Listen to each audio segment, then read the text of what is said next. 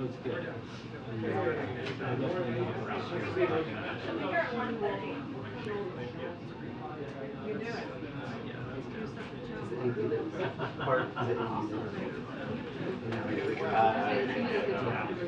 Yeah, it's going to be short.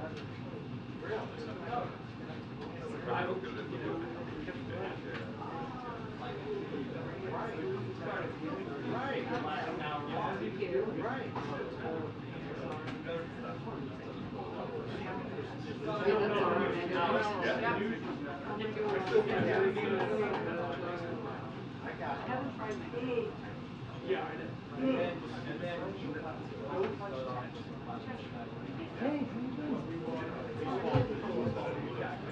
we're not to the lane.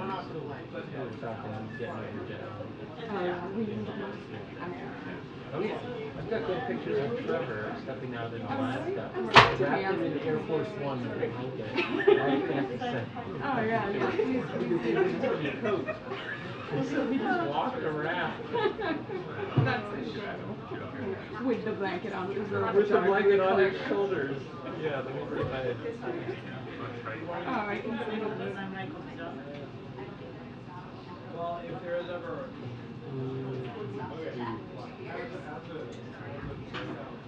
Yeah, so there he is. He just walked around like this. Send it to me. I hope you don't mind it.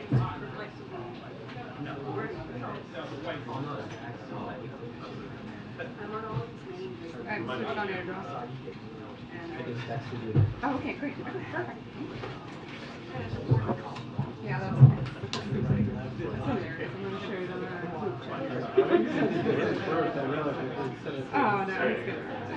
Oh. Did it go through? I don't have to check. So on those ones, it's like, well, Architectural Digest took that.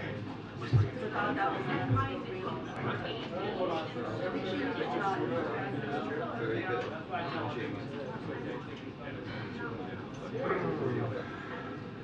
Yeah, I have it now.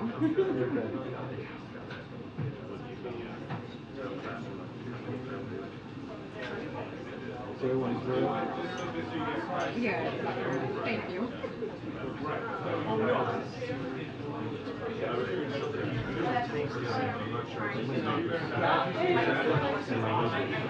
I was wondering, I was like, maybe Albert knows something that I don't know. I'll get it later. You don't mind.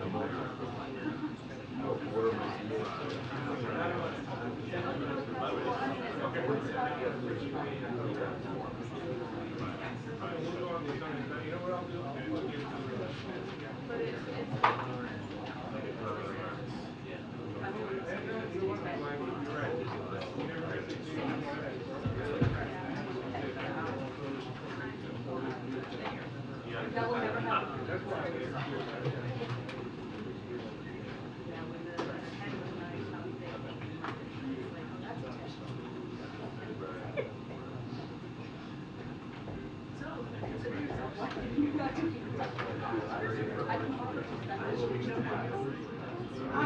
I think the Wi-Fi must be broken.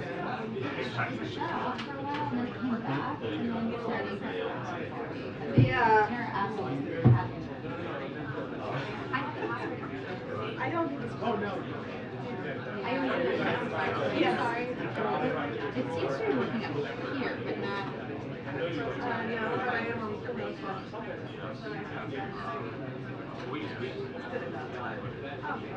Yeah, sure. But why?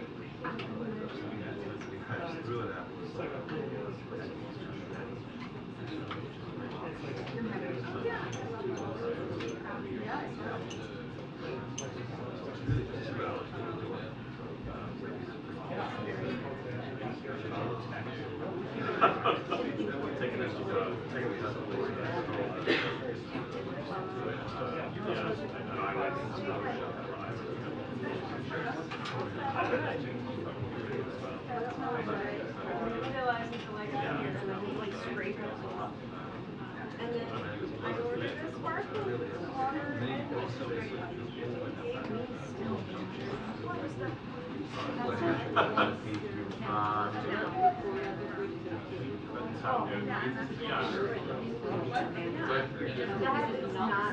Oh my gosh, unforgivable.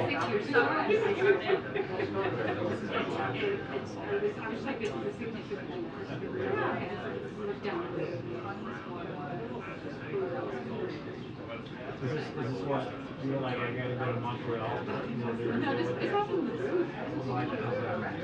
Just look at it. It's very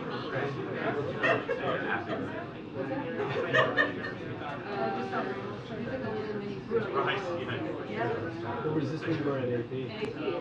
Yeah, let me tell you, that fridge has not been used since we left.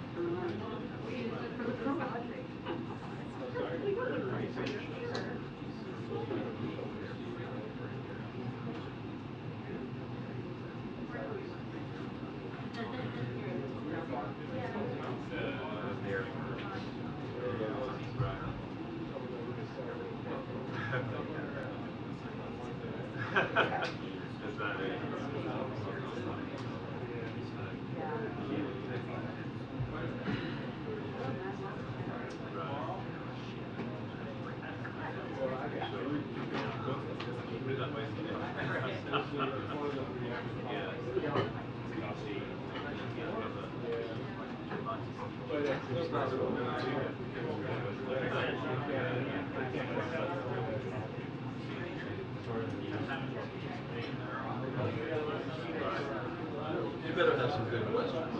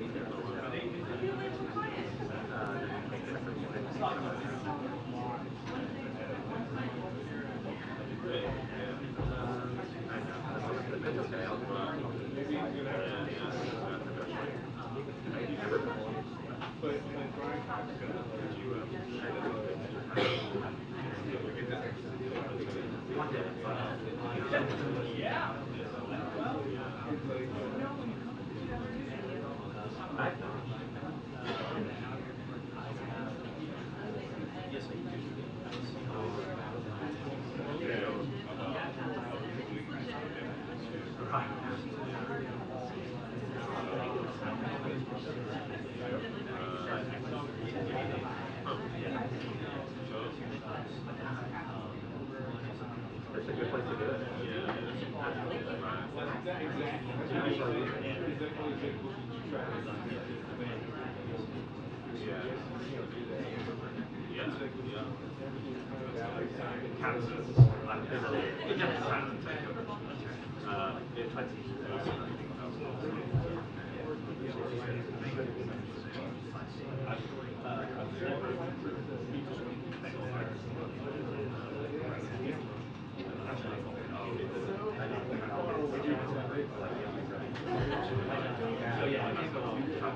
It's embarrassing because general is give me my money. Yeah. So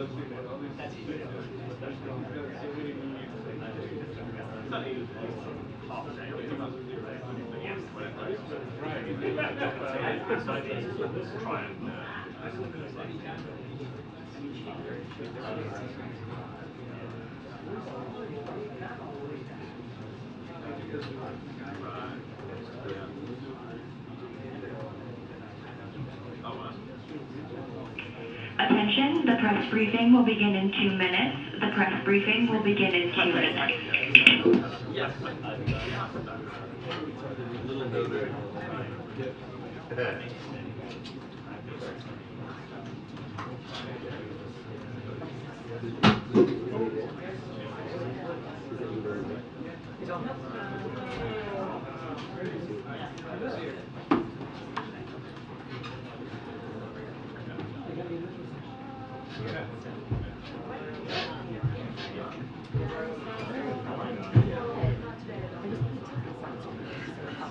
No, no, you're good. Don't apologize for that. Yes.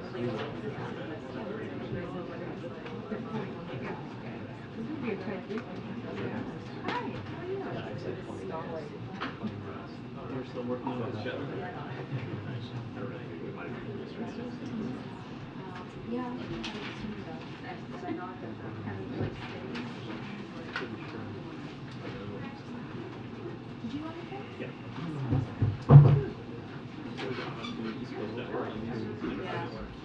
But actually, jet lag a lot less function. Never. That's good. Ish. Shouldn't say that, but I fall asleep in 3 minutes. Yeah.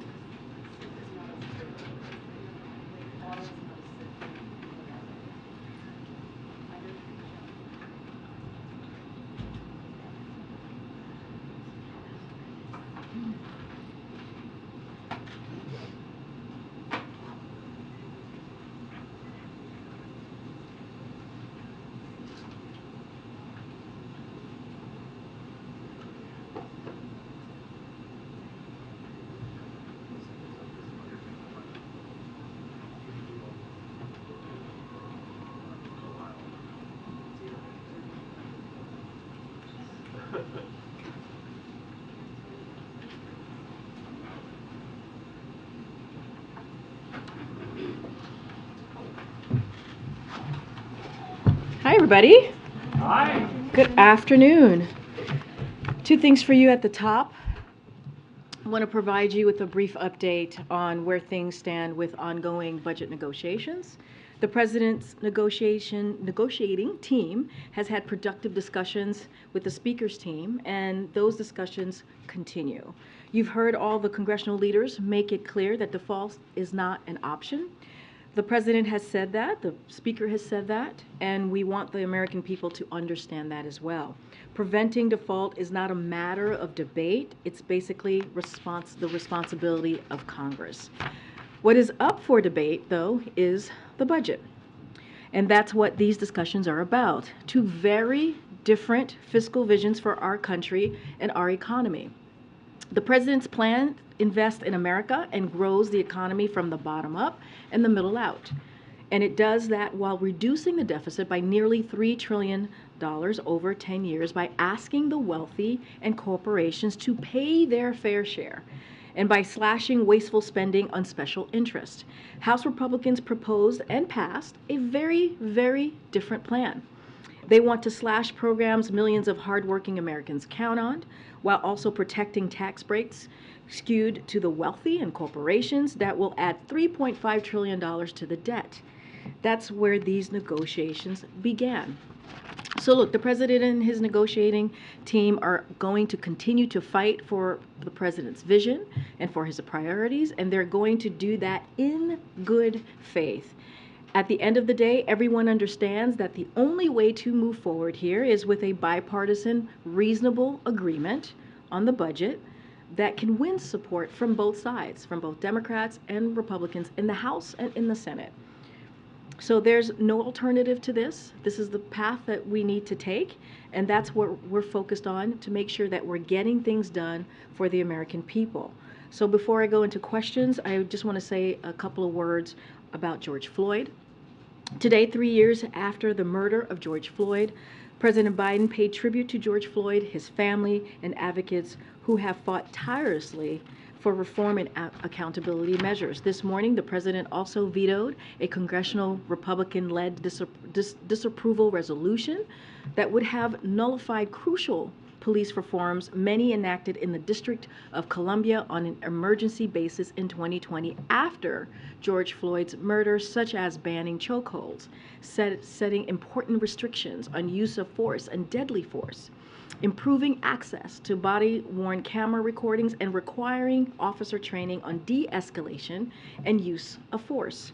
The president has repeatedly said we have an obligation to make sure that all people, all Americans, are safe, and that public safety depends on public trust. It is a core policy of this administration to provide law enforcement the resources they need for effective accountability, community policing. And that's why last year the president signed an executive order on advancing effective accountability, accountable policing, and criminal justice practices to enhance public trust, public safety, which requires federal law enforcement agencies to do the following: ban chokeholds, restrict no-knock warrants, mandate the use of body-worn cameras, implement stronger use of force policies, provide de-escalation training, submit use of force data to the FBI's use of force data collection, submit officer misconduct records into a new national database, and restrict the transfer of military equipment to local enforcement agencies. The administration has made significant progress implementing these goals as detailed in a White House fact sheet issued just this morning. But we know that achieving comprehensive and lasting change at the state and local levels requires Congress to act. So today, once again, President Biden is urging Congress to pass meaningful reform legislation, including the George Floyd Justice and Policing Act. It is up to Congress to send this to his desk, and once they do, he will sign this law. Okay, with that, Josh, good to see you, my friend. Good to see you, Karine. Okay. How are you doing on the jet lag? A little better. How are you doing? I could be doing better. Jet lag is real, folks. So two questions, Yes. two subjects. First, given the status of the debt limit talks that you just outlined, should Congress and President Biden both be in D.C. this weekend? Look, and I've got this question. I can only speak for the president. I can't speak for the speaker and how he chooses to move forward with Congress.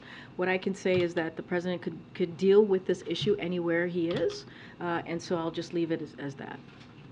Secondly, the Supreme Court said in a ruling today that wetlands can only be regulated under the Clean Water Act if they have a, quote, continuous surface connection to a larger regulated body's water. Does the White House agree with this view? So a couple of things. I know that this decision was clearly made, as you just laid out today. So look, the way that we see it, it aims to, the court's decision today aims to take our country backwards. It will jeopardize the sources of clean drinking water for farmers, businesses, and millions of Americans. Look, the Clean Water Act is the reason why America's lakes today are swimmable, why we can fish in our streams and rivers, and why safe drinking water comes out of our taps. So it was passed, as we all know, by a bipartisan majority in Congress back in 1972, and has since been used by Republican and Democratic administrations alike to protect our nation's land and water. So our legal team, as you can imagine, as you all know, is carefully reviewing the decision, and we'll have more to say on this soon. But know this, that President Biden will use every legal authority available to him to ensure Americans in every state have clean water, and so clean water, and it not just clean, but also certainly safe to drink. So that is going to be our priority. Go ahead. A couple questions on the debt ceiling. We're now just 7 days out from the Treasury's X date. What is the White House message to Americans who rely on payments from the government to pay their own bills? Should people be worried that they might not see a deposit next week for things like Social Security or their military paychecks? So our message continues to be and will and has been very clear, and as that we are standing. This is a president that's standing up against what Republicans themselves are saying is a hostage taking and threatening a default that would cause a recession, cost up to 8 million jobs, and increase costs for all Americans. That's what the president is fighting for. That's what we want to make sure Americans know. This is what we've been trying to do these past couple of weeks, and we're fighting against Republicans' extreme, devastating proposal that would slash, as you've heard me say, law enforcement, education, food assistance. All of these things are critical to American families who are just trying to make ends meet. So what the people should know, what the American people should know, that we are not taking any hostages here. Default is not an option. We want to reduce the deficit, which is why the president made sure to make that a priority in his March 9th budget that he released for fiscal year 2024, which is decreasing the deficit by an extra $3 trillion on top of what he has been able to do, $1.7 trillion in the first 2 years, again, a historic number. And we are negotiating with Republicans in good faith.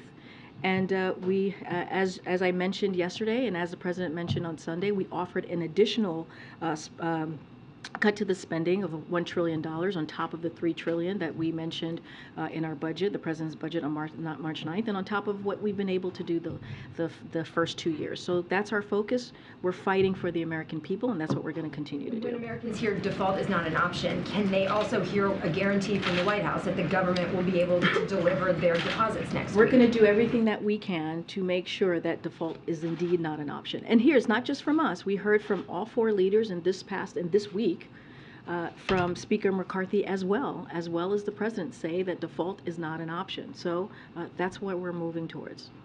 Okay. Thanks, Karine. Has the president spoken with Speaker McCarthy since their meeting on Tuesday? I don't have a call to preview for you at this time. Okay. Well, why haven't they talked? The president is giving negotiators the space and the time to negotiate. We see their conversation as being productive. I can let you know, and some of you may already know this, they met virtually. The negotiators on both sides met virtually at 11:30 this morning, and we see this as a productive conversation, and it's moving forward in hopefully in the path where we would see a bipartisan, reasonable budget negotiation.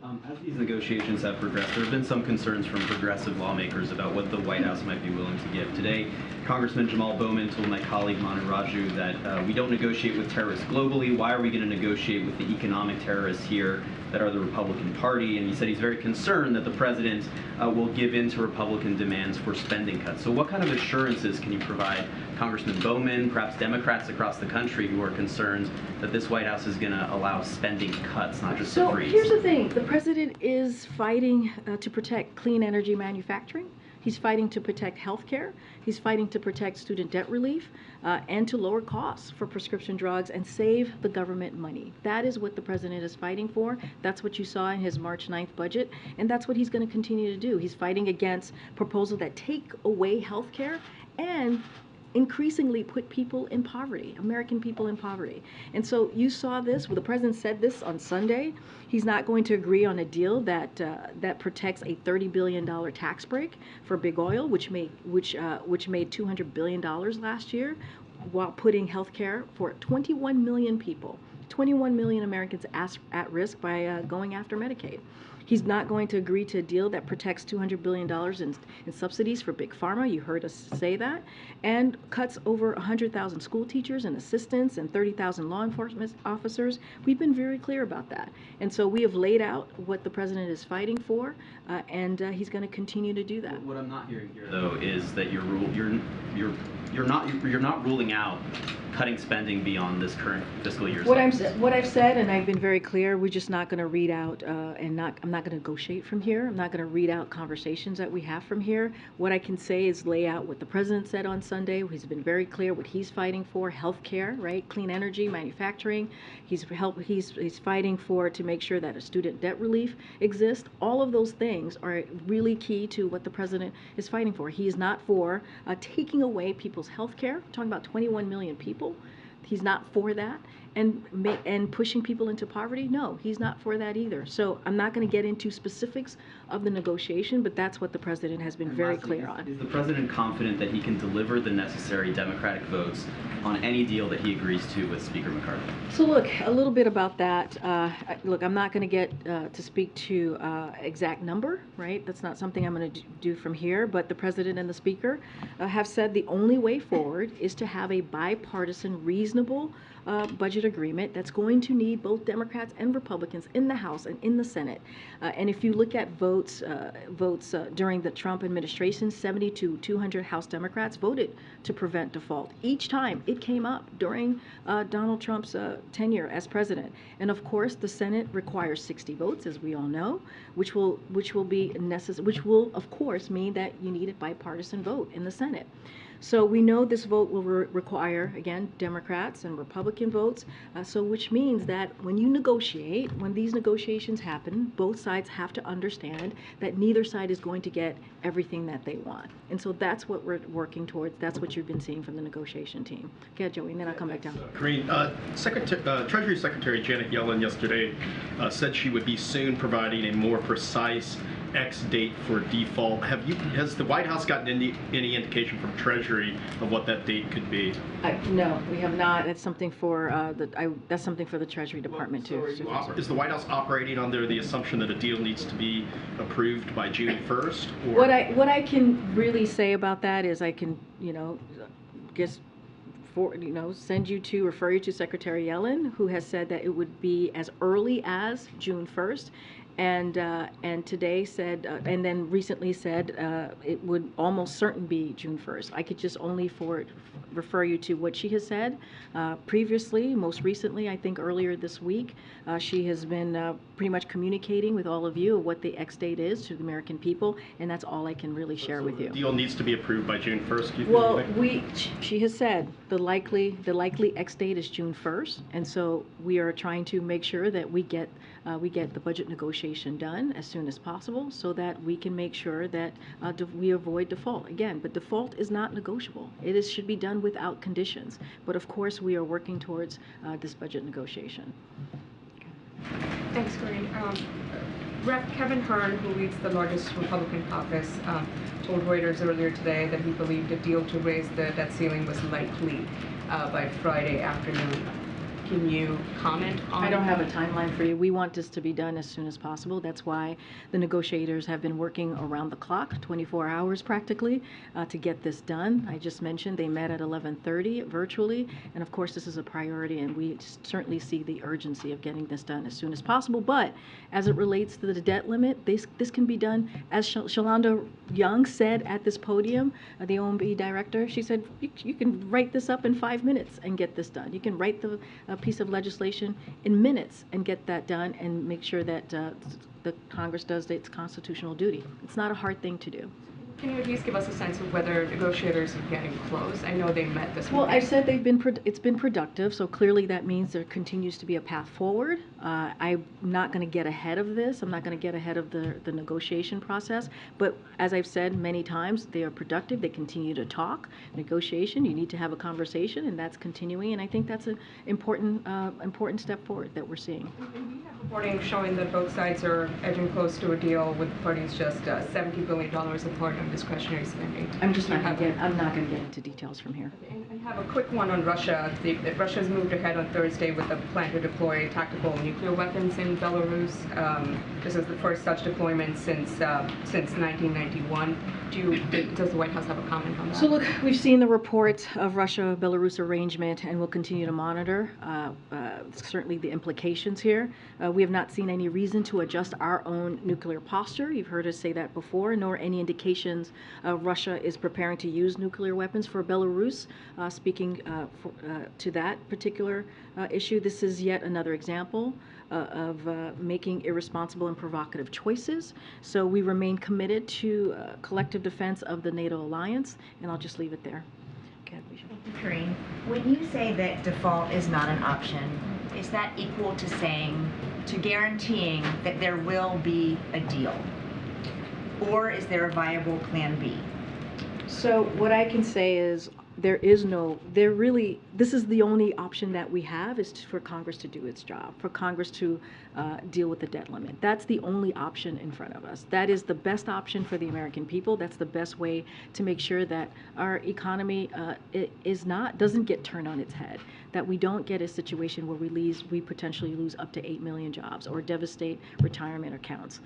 That is not an option. So we're being consistent here. We've been saying that they need to do their job. It is their constitutional duty. It's been done 78 times since 1960. That's what we're saying. As it relates to the budget negotiation, those are continuing. We want to make sure that gets done as soon as possible as well. It is important for the American people to see what we value and what we see in a bipartisan way that we're going to present to the American people, clearly also to Congress, so that it can get both Democrat and Republican votes. So if there is not a deal, there is no plan B? What I can say is the only option right now is for Congress to do their jobs without conditions. That is the way that we need to move forward as it relates to the debt limit.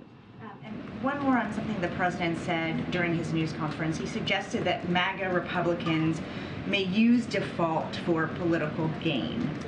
Does he include Kevin McCarthy in that? So look, we are working in good faith with Kevin McCarthy right now and with his team. And the hope is that continues, right? The good faith conversations to deal with the budget, to deal with the budget negotiations. So that is something that I would say as it relates. You heard me talk about specifically about what some House Republicans were saying yesterday, and what we wanted to make sure is that we laid out the facts. And that was coming from the House Freedom Caucus, and you heard them argue against preventing default and against negotiating for a bipartisan budget agreement that is actually in violation of what the Speaker has said he wanted and what the Speaker has said he's committed to. So we're going to flag that for all of you. We're going to flag that for the American people. But the Speaker was very clear last week. He said, actually this week, he said that when it comes to default, it's off the table. Thank you. Thanks, Karine. First of all, a housekeeping question. It's been a few days since we've heard from the president directly on the state of negotiations. I'm wondering if we might hear from him either in the Rose Garden here shortly or later today to offer an update on the... I would say stay tuned, my friend. Stay tuned. I'll consider that. To follow up on Weecha's last question, the former president is in the area. He was spotted on... Which one? Former President Trump. Okay. There's a few formers out there, so you have to be clear. He was spotted across the river at the Live Golf tournament that's coming up this weekend here in the area, and a reporter from the New York Times covering the tournament spoke with him, and the former president showed, in fact, that he had recently spoken with Speaker McCarthy, said that they had a little quick talk, and he predicted that the debt talks were going to be, getting a deal would be harder than people were expecting. I wonder if the White House has a reaction to the fact that the current speaker is speaking to the former president at the time his team is talking to the current president. The speaker is allowed to speak to whoever he chooses and wants to speak to, so I'm not going to certainly dive into that or step on that. What I can speak to is what the speaker has said very publicly himself just this week, that default is off the table. We are continuing to have productive conversations. Negotiations continue. Again, I just mentioned how the two teams met this morning virtually at 11:30. That is a good sign. That is a good sign that those talks are certainly continuing. And look, we have said we think there's a path forward. There's a path forward to a bipartisan, reasonable budget agreement. And as long as both sides understand that no one is going to get everything that it wants, then we can get there. We can get there. This is about the American people. This is about American families, making sure that we are meeting their needs, and that should be the focus. So that's not an indication of bad faith if the speaker is either receiving or placing a call look, to the former president. I don't know what the speaker said to the former president. I cannot speak to that. You would have to ask the speaker directly. What I can speak to is what we heard from the speaker directly, and what his team is doing. We are continuing to have these good faith conversations. That's what's important. The negotiations continue, and so I think that's what's important here. I cannot speak to a hearsay conversation that occurred. I just can't speak to that. And another topic, as I was following Twitter last night during the announcement of Ron DeSantis and his candidacy, it appeared that there were some members of the president's team who were doing the same and maybe enjoying a little bit of the glitches that appeared to be happening. I wonder if you have a reaction to that, but also to the fact that Elon Musk is offering this platform to a potential leading Republican candidate for the office. Would the president consider doing the same on that same platform? So look, I'm not going to speak to Twitter and their operation as a private company. Just not going to do that from here. As you know, we follow the law here. This is an administration that cares about the law and about certainly not using taxpayer money to campaign from here. That is something that we've been pretty consistent. And we've also, I just got questions from your colleagues about the president's policies and his agenda and how he sees moving forward, especially on the economy.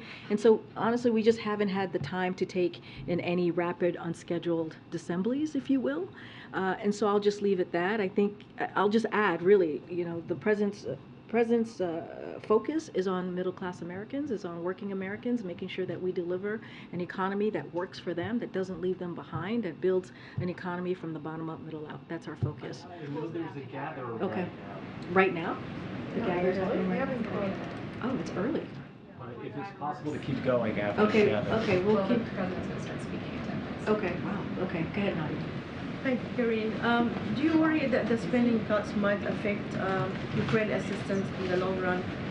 So, as you've heard us say many times before, the president has been clear that is going to continue to work with our allies and partners to support Ukraine as long as it takes. That is a commitment that we have to the Ukrainian people. You've heard that from the president, you've heard that from my NSC colleagues, and you certainly have heard that from me. So we have been gratified and pleased to see the bipartisanship, the bipartisan support for Ukraine, from members of both parties in both the House and the Senate. And so, and we expect that to continue, and I'll leave it there for as it relates to the aid. Sure. On Russia, the Wagner group said after the cleared Bakhmut that basically inviting the Russian army to take over, and they say if they don't, then we are bigger than the Russian army. I know that the White House declared them a terrorist and a criminal group, but is there anything more that you can do to curtail their influence? So, look, I'm going to leave it to others to analyze Mr. Prigozhin's colorful statements that he made yesterday. So I'll leave it to others. Certainly not going to step into that. But I'll just say this: that when it comes to the United States and our commitment to holding those responsible for perpetrating Russia's war against Ukraine to account, that's what we're going to do. We've been very clear about that as well. That includes the Wagner Group, against which we have taken specific actions, including through sanctions and by designating them as a transnational criminal organization as a result of their destabilizing action and criminal activity and human rights abuses in Ukraine and around the world. These designations and other actions have frozen the Wagner Group's assets in the U.S. and prohibited Americans from providing food and funds, goods and services to the group. So we'll continue to take action and to hold them into account, and that has been our commitment for the past several months. Okay. When time do they need to gather? Right now? Right now. You can stick around and... Okay. Just 6 more. Okay. Why don't does the pool gather, and I'll take a couple more. Go ahead, Garrett. Thanks, Karine. Yeah, okay. All of us are. Okay, well, we'll do the best that we can. Go ahead, Garrett. Thanks, Karine. On General Brown's appointment as chairman of the Joint Chiefs, obviously, if he's confirmed, he would become only the second African American to serve in this role, and he would also make history with Secretary Austin as for the first time in history, the first top two Pentagon positions being occupied by African Americans. What significance does this hold for this White House? So look, let me just first say, and the president's going to speak to this in just a few moments. So certainly, I'm sure you'll take his response to this important appointment. But I want to recognize Chairman Milley's lifetime of service to our country. The President is immensely grateful to Chairman Milley, who has been a close and trusted advisor to President Biden over the past 2.5 years, and for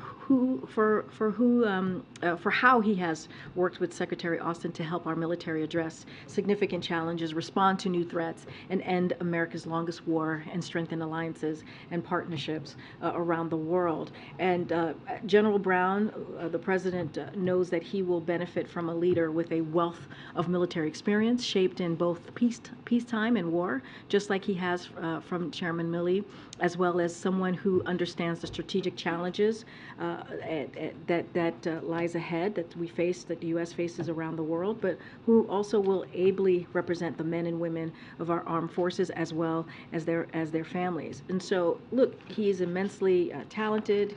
It has been amazing to watch this process. He's clearly going to make history.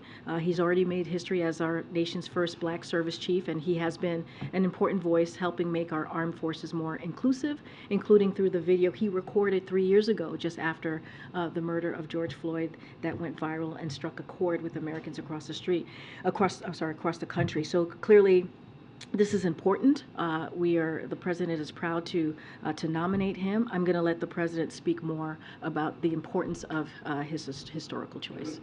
On the George Floyd anniversary, has the White House been in touch with the Floyd family, and maybe updating them on the implementation of the EO? No, it's a good question. We just don't have any calls to preview. As you know, the president has spoken and met with the family multiple times, and they were here recently at the White House just last year.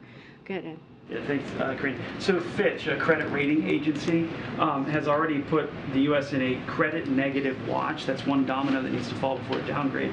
The president's going to Camp David this weekend, going to Delaware. Can you describe the sense of urgency that the president feels to get a deal done? There's always been urgency. We have called this out over and over again, how urgent it is to get this done.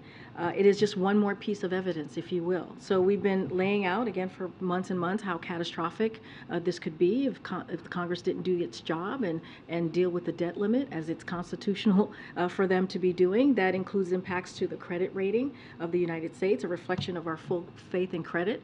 And also, this underscores the need for swift bipartisan action by Congress to prevent default. This has to be done in a bipartisan way. This has been done 78 times since 1960. We have been calling out the urgency of getting the debt limit done, for Congress to get the debt limit done for weeks now, for months.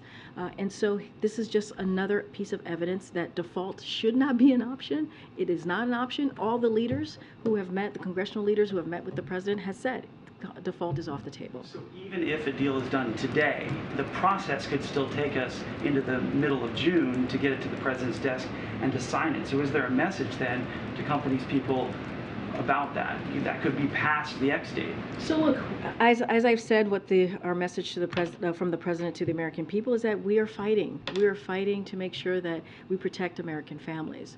We're fighting to make sure that we're continuing to build a economy from the bottom up, middle out. This is what we are fighting for. This is what the president is fighting for. We're going to continue to tell and continue to say what we've been saying for months, which is Congress needs to get this done. It needs to be done in a bipartisan way. It's been done, again, 78 times since 1960. So this is an important, clearly constitutional duty that Congress needs to act on. The president can guarantee that any deal will be fast-tracked? We've already said how urgent this is. We've been very clear about how urgent it is to deal with the debt limit. Again, this is another piece of evidence that we are seeing and that lays that out, that default is not an option. Thanks, Karine. All right, thank you. Thanks, guys.